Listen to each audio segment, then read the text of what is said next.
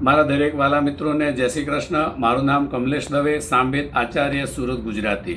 મિત્રો, આવતીકાલે દશામાતાના વ્રતનો છેલ્લો દિવસ છે, તો જાણો કઈ રીતે આપણે દશામાતાનું વિસર્જન કરવાનું છે।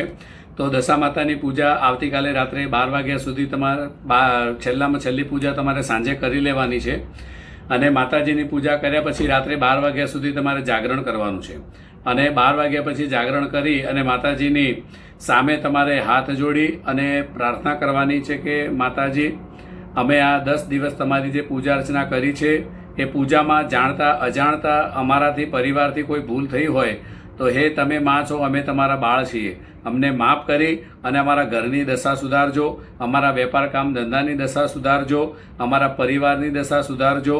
આવી રીતે માતાજીને પ્રાર્થના કરવાની છે અને માતાજીના વિસર્જનનો જે સમય છે એ સારામાં સારો સમય છે, એ સવારે 4 વાગ્યાથી લઈ અને 6 વાગ્યા સુધીનો। આ દરમિયાન તમારે વિસર્જન માતાજીનું કરી દેવાનું છે સૂર્યોદય થાય એ પહેલાં। જ્યારે માતાજીનું વિસર્જન કરો એ પહેલાં તમારે એક શ્રીફળ લેવાનું, ચૂંદડી લેવાની, એ ચૂંદડી શ્રીફળ પર બાંધી અને માતાજી પાસે ક્ષમા યાચના માંગવાની છે અને માતાજીની ક્ષમા યાચના માંગી દશા માતાની મૂર્તિનું મોઢું સામેની સાઈડમાં રાખવાનું અને આખા ઘરની અંદર ફેરવી અને દશા માતાને ઓમ દશા માતાએ નમઃ એ મંત્રનો જપ કરવાનો અથવા દશા માતાની જય જયકાર, દશા માતાની જય જયકાર એમ બોલતા બોલતા એ મૂર્તિ આપણા ઘરમાંથી લઈ જવાની છે। જો આ રીતે તમે દશા માતાનું વિસર્જન કરશો તો ચોક્કસ માતાજી તમારી દશા બધી સુધારી દેશે।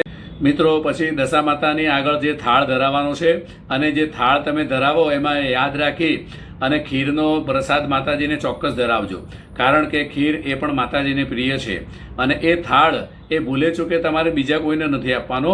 જે વ્રત કરનાર છે પુરુષ અથવા સ્ત્રી એ લોકોએ જે પ્રસાદ ગ્રહણ કરવાનો છે અને જેને કોઈને ઉદ્યાપન હોય તો એ ઉદ્યાપનની અંદર ચાંદીની પ્યોર સાંઢણી લઈ આવવાની અને બ્રાહ્મણને મંદિરમાં જઈને અથવા તો બ્રાહ્મણની પત્ની આપણા સોસાયટીમાં કે આપણા નજીકમાં કોઈ રહેતા હોય તો એમને સાડીની સાથે આપવી જોઈએ અને સાથે સાથે સીધું પણ આપવું જોઈએ। ઘણા બહેનો ખાલી સાંઢણી આપે છે, પણ માતાજીનો શણગાર સાડી સાંઢણીને એ રીતે તમારે આપવાનું હોય છે। તો આવી રીતે તમે કરશો તો ચોક્કસ માતાજી તમારા ઉપર પ્રસન્ન થશે। આવી કોઈ પણ ભૂલ તમે કરતા નહીં કે જેનાથી માતાજી આપણા ઉપર નારાજ થાય। જો મિત્રો આ વિડીયો સારો લાગે તો સબસ્ક્રાઈબ કરજો, શેર કરજો, કોમેન્ટ કરજો, લાઈક કરજો અને ઇન્સ્ટા ઉપર પણ ફોલો કરવાનું ભૂલતા નહીં। જય શ્રી કૃષ્ણ।